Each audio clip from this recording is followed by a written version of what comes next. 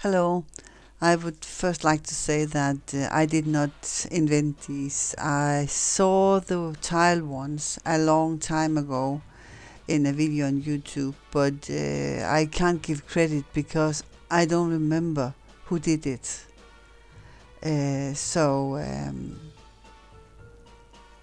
And I'm sorry this was so long and so messy, but I really do hope you understand and that it will help you. And thank you for showing interest. I really appreciate.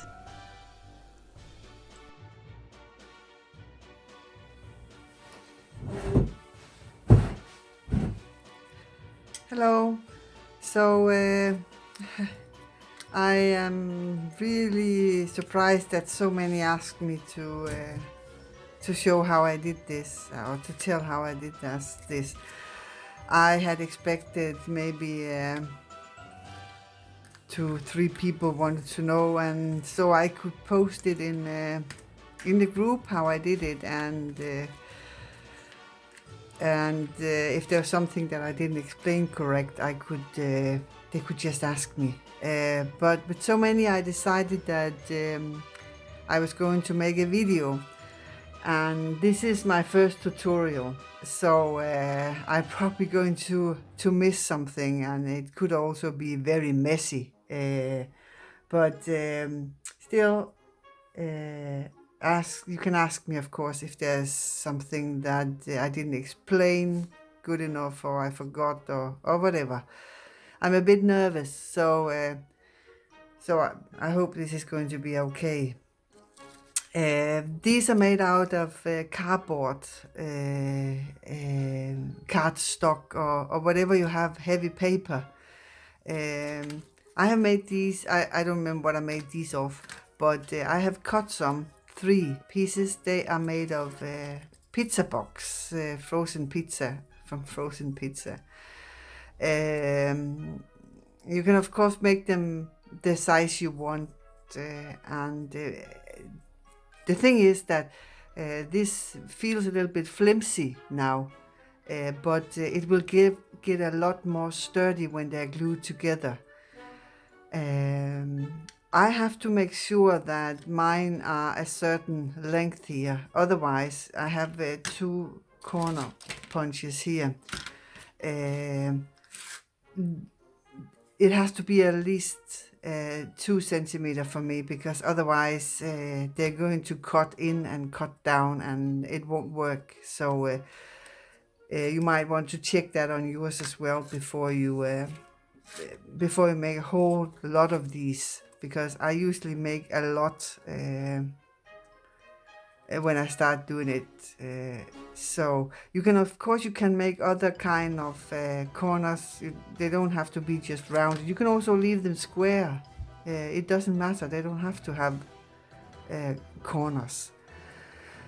If you have a die cutting machine, you can of course make something else like this.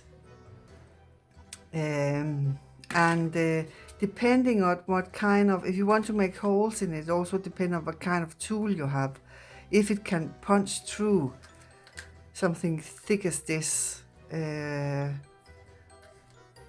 or not. If you don't have a heavy tool to do it, you can to make it easier. Just a second.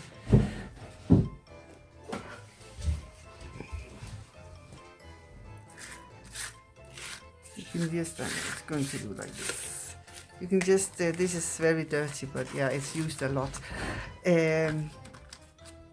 Just put them together before you glue them together, and use a big needle or this and dowel, I don't remember the name of it, and then put the hole where you want it.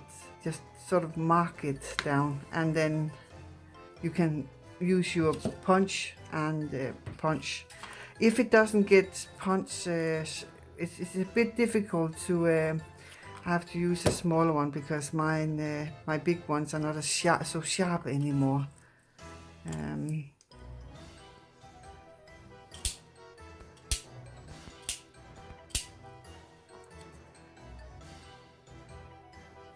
if it doesn't get straight anyway, after you have done this, it's not so, doesn't matter so much. You can always, when it's glued together, put your hole punch down and do it again.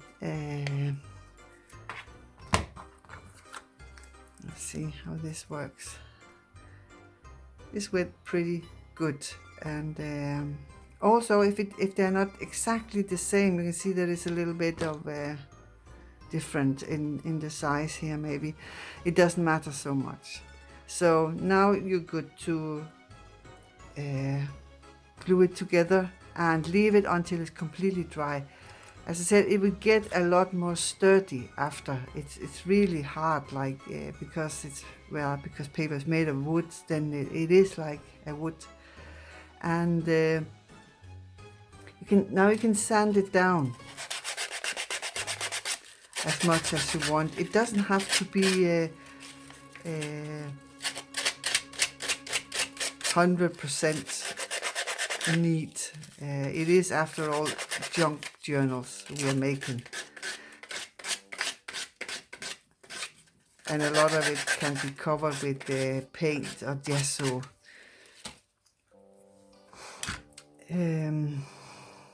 After it's you're done with the sand, you're going to sand more.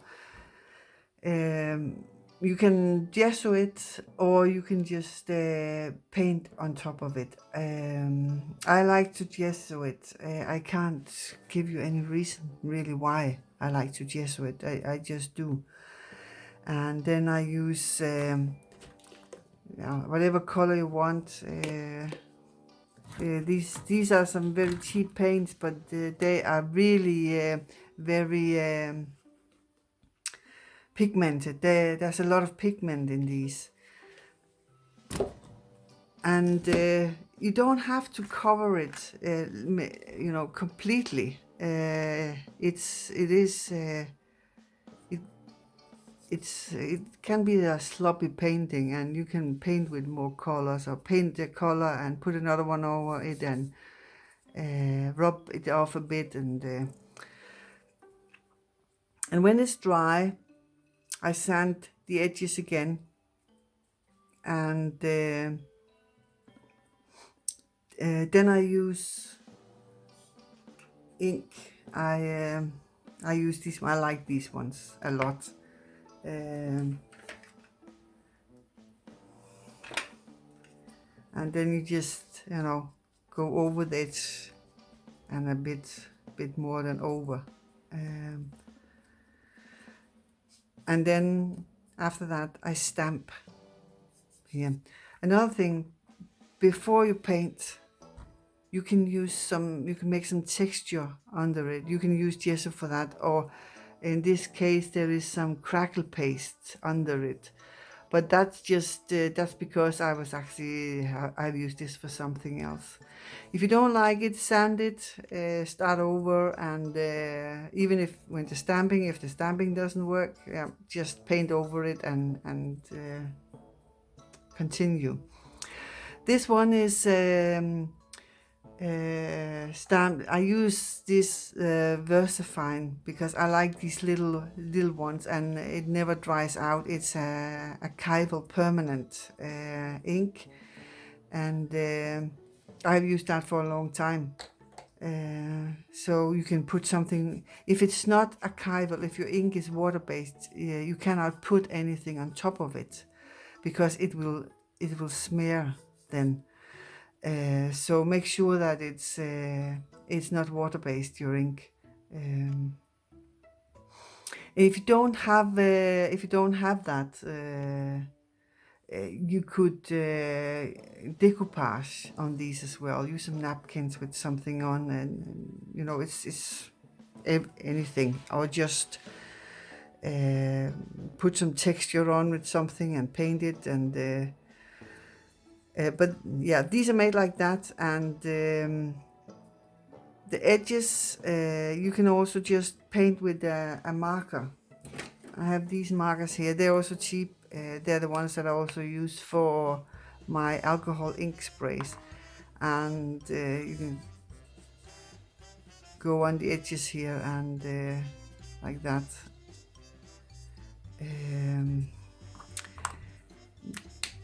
This one is made the same way. It's just it's not a color, and I have put resin on top of this. I don't know if you can see it, shiny, and then I have put an eyelet in it. That I didn't do a very good job with that one because it was very short, but I will put the eyelets in before I put the resin on it.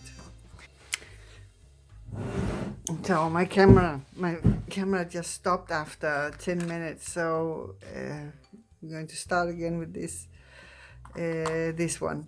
This is painted with just this here, a cheap just a cheap acrylic color. They're actually very pigmented. These are very good, and there are some texture on this one, but that's because it was something else before actually this, so I just cut it out. There's some crackle paste below it. You can put anything under it and on it, like decoupage. You can put napkins or whatever you want on it, and this has matte medium on top of it. You can use normal PVA glue. You just have to make sure that if you use stamp on it, that the stamps have to be archival and waterproof. Otherwise it's going to smear when you put anything on top of it. You can also put, I have some glue here. It's clear glue, and it's but when it's dry, it's glossy, so it will work as well to put on. There's some pressure in that one.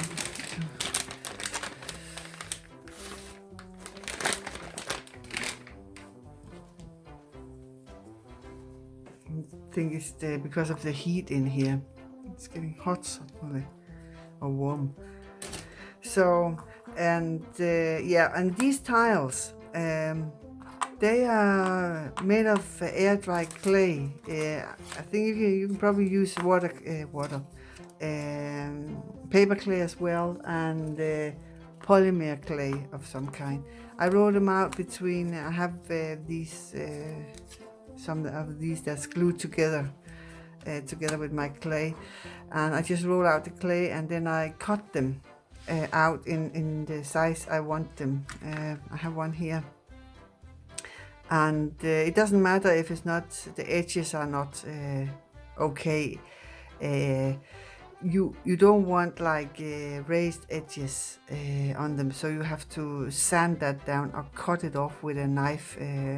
I think that with paper clay you can cut it off. I can do it with this as well. These are not completely dry. I made them these yesterday. If you want hole, I think I've just punched hole in it with this one. But you can also use a dowel before. Wait until it's almost dry like this one, and then you punch a hole in it.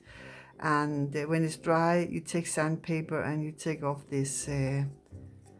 So don't worry about some split ends, so come on it. These are made with paint, sloppy on top of them, and stamp, and then I have inked the edges as well with this VersaFine. But you can use acrylic paint as well, but don't paint it, just use your finger, and it can't be neat. If you paint too much, sand the paint, the color paint. And this has a bit of resin on it as well. It's not neatly put, and this one has a bit of crackle paste as well on it, and some, I'm not sure what this is, but this is like very matte. So And to ink holes in this, I use see if I can find it. It's probably I use one of those brushes you use for, or not brushes, but foamy ones that you use for eyeshadow. It's fine to put in the ink and you can get it in the holes and ink the holes.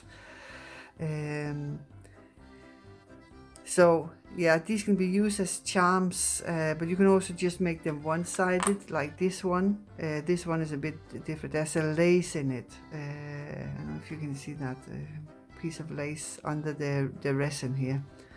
And they can be glued in your books, in your journals.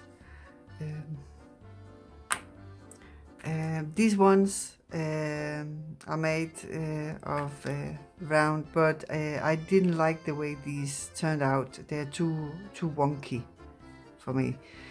I had stamped the letter down into the wet clay, but it didn't turn out very good.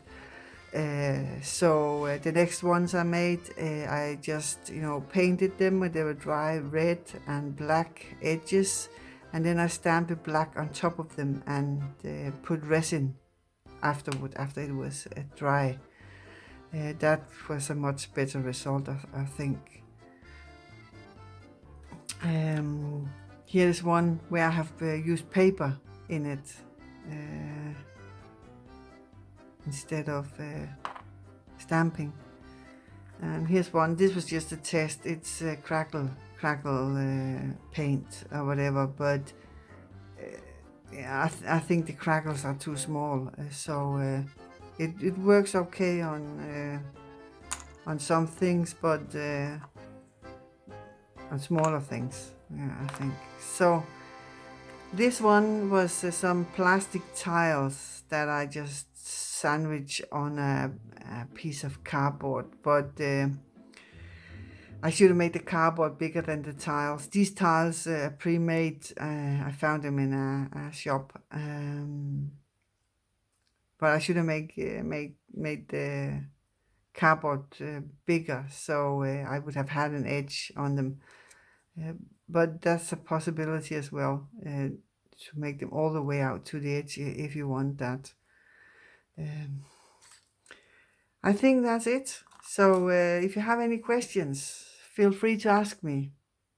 And thanks for showing interest. And I hope that this was okay. Bye bye.